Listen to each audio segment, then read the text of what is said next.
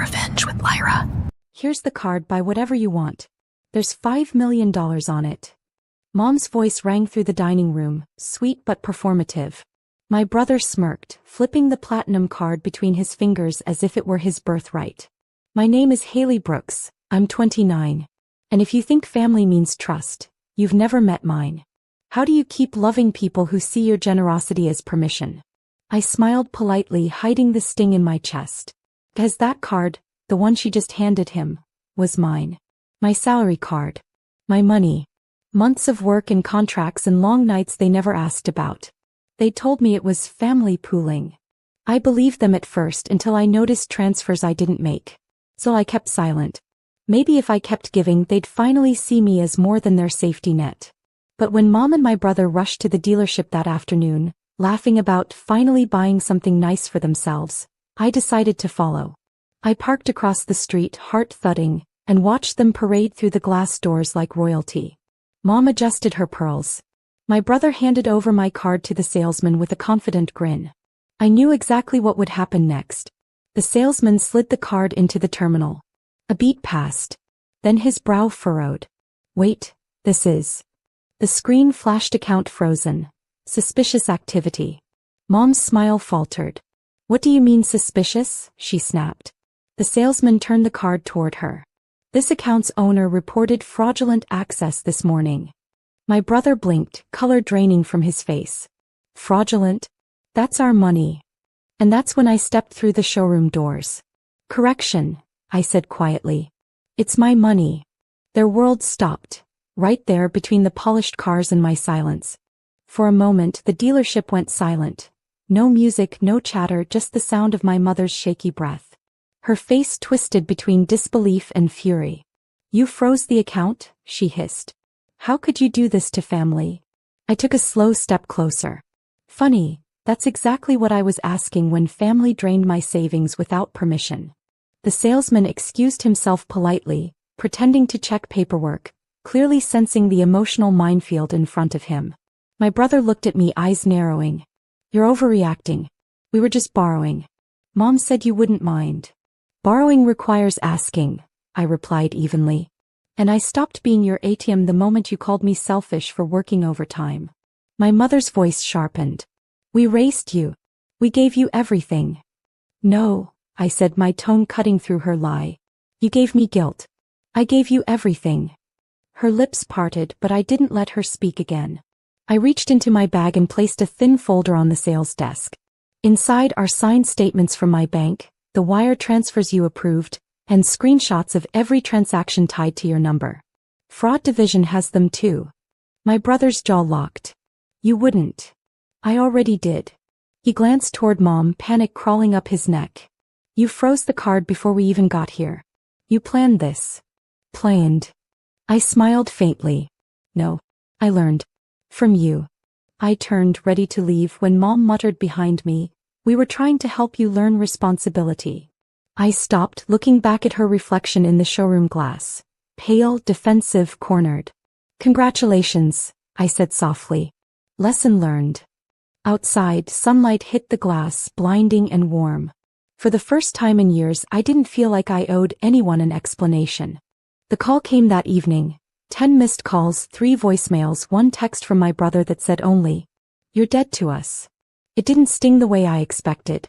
Instead, it felt like oxygen. Like space finally cleared for peace to grow. My name still flashed on their family group chat as Haley $. I'd left that group months ago, but apparently they never noticed until the money stopped flowing. Finn, my business partner and the only person who really knew the full story, raised an eyebrow when I told him what happened. You sure you're okay? I'm done being their insurance policy, I said, pouring 2 cups of coffee. They made their choices. I just stopped funding them. He smirked. Bet they won't like that. They already don't. By morning, Mom had posted a cryptic Facebook rant about ungrateful daughters who forget their roots. My aunt shared it with a comment that said, sad when money changes people. I almost laughed, because money didn't change me. Boundaries did. That afternoon, my accountant confirmed what I already suspected. My family had funneled over $180,000 in family expenses from my joint account over the past year. New furniture. Jewelry. A vacation to Hawaii. All under my name. Do you want to press charges? He asked carefully. I stared at the report, my own mother's signature beside unauthorized withdrawals, and shook my head. No. I just want them to live without me for once. Ethan leaned on my desk later that day reading over the numbers. You're reclaiming your story, Haley. That's power. Maybe, I whispered, but power feels lonely at first. That night my phone buzzed again. A new message from Mom. We need to talk. Come home. I didn't reply, because for the first time home didn't mean them anymore. 2 days later Mom showed up at my office unannounced. Security called ahead. There's a woman demanding to see you. Says she's your mother. I almost said no. But curiosity won. She arrived in her usual pearl earrings, clutching her purse like a weapon. Haley, she began, voice trembling but still trying for control. You've embarrassed us. Your brother couldn't even buy a car because of you. I noticed, I said, leaning against my desk. That was the point. Her jaw clenched. You froze your own family's access. I froze thieves' access, I corrected calmly. She inhaled sharply as if my composure offended her more than my words. We were going to pay it back, she insisted. You've changed, Haley. You used to be kind. I tilted my head. Kindness isn't the same as letting people rob you. Her tears came then, dramatic, practiced, the kind that always worked when I was younger. You think money gives you the right to judge us? We built you. No, Mom, I said quietly. You built excuses. I built my life. She stood there, shaking her head, disbelief turning to anger. You'll regret this when you're alone. I smiled faintly. Funny. I've never felt more surrounded by people who actually show up. The silence between us stretched thin. Finally, she whispered, your father's furious. He says you're out of the will. Perfect, I said. Then we're finally even. She left without another word. The elevator doors closed with a satisfying click. Ethan peeked in seconds later holding 2 coffees. Was that the storm? Just the aftershock, I said, exhaling. The real quake's still coming. Because I knew my father wouldn't take losing control quietly, not after being exposed. By the weekend the real quake hit. Dad's lawyer called first. A cold, measured voice informing me that my parents intended to rectify a financial misunderstanding. Translation: they wanted my frozen accounts unlocked. Then came the second blow, a notice from the property office. My father had tried to file a transfer of ownership for my apartment, claiming it as a family asset, purchased with parental support. I stared at the document in disbelief, then laughed out loud. They weren't just greedy, they were desperate. Ethan sat across the table as I explained, his expression unreadable. They actually forged the purchase date, I said. It's dated 2 years before I even had a job. Classic narcissistic panic move, he replied. You need to respond legally, not emotionally. He was right. So I called my attorney, the same woman who helped me set up my company's trust fund. Within hours she filed a counterclaim, documented proof of income, title deed, and every tax statement since purchase. By Monday morning my father's claim had been officially rejected. That's when the text came. You've shamed this family, Haley. You'll regret crossing us. For years I would have cried over those words. But now, they barely registered. I took a screenshot and forwarded it to my attorney, adding one line. Please include this in the harassment record. Ethan looked up from his laptop that night. They'll push harder before they give up. I know, I said, looking out at the Portland skyline. But they're not fighting me, they're fighting the mirror I held up. He smiled softly. Then let them see what they made. And for the first time I didn't dread what would come next, because I had proof, peace, and power on my side. Monday morning I arrived at work to find 2 reporters waiting in the lobby. One from the Portland Ledger, the other from a small online outlet. They'd heard rumors about a family dispute involving fraud and inheritance. Classic dad. If he couldn't win privately, he'd spin the story publicly. I smiled, told the reporters, no comment, and went straight upstairs. By noon, my PR manager had already drafted a statement. All personal financial matters concerning Ms. Brooks are private and fully documented with legal counsel. Her philanthropic work through the Women in Tech Fund continues as planned. It wasn't just a defense, it was a message. I wasn't going to play in their mud pit. Ethan dropped by my office an hour later. You handled that like a pro, he said. Public lies are easier to manage than private manipulation, I replied, sipping my coffee. That night Mom called again. Her voice was quieter this time. Haley, your father's health isn't good. Can't you just let this go? There it was, the emotional blackmail I'd memorized since childhood. I hesitated for a heartbeat, then said, if Dad wants peace, he can start by apologizing. Not performing. Silence. Then the line went dead. 2 days later, the Ledger published the article. Not the one my father expected, but one titled, Self-Made Tech Founder Accused by Family, but Legal Evidence Proves Otherwise.